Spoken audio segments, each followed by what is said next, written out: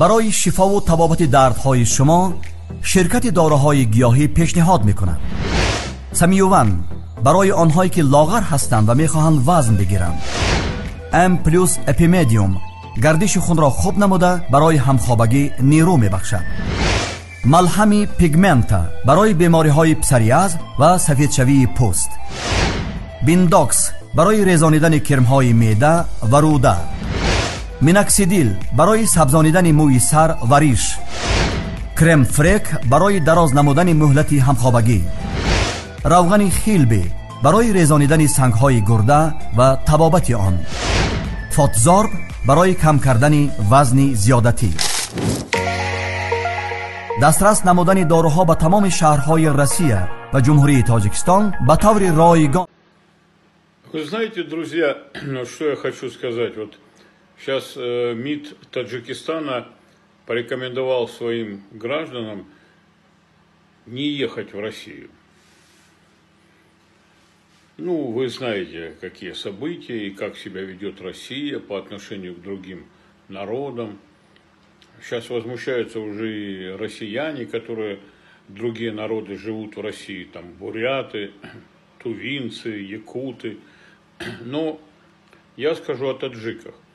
Вы знаете, у меня было очень много друзей, знакомых, просто товарищей, приятелей там из Таджикистана, именно таджики. И я хочу вам сказать, ребята, изумительные люди. Вот положа руку на сердце, скажу, таджики в своем большинстве грамотные, очень, будем говорить, образованные. Да, я лично видел и дипломы о высшем образовании, и врачи там, ну, приезжают, потому что там с работой напряг, там, ну, вы же знаете, это же зависит не от простых граждан. Ну, они едут, да, в Россию, потому что здесь можно подзаработать, можно... Но, кстати, редко работают по специальности. Кто таксует, кто на стройке, кто еще там в каких-то предприятиях, на каких-то... Ну, но самое главное, что я хочу сказать о таджиках, вот это очень порядочные люди. Вот очень порядочные. Я вам скажу, вот у меня в Подмосковье, когда жил я, да, в ближайшем Подмосковье, там 20 километров от Москвы, я им даже доверял ключи свои от дома. Пожалуйста, живите, они, кто-то одиночный, у меня там много комнат было, кто-то одинокий, кто-то с женой, кто-то с детьми, но я этим людям доверял, я им верил.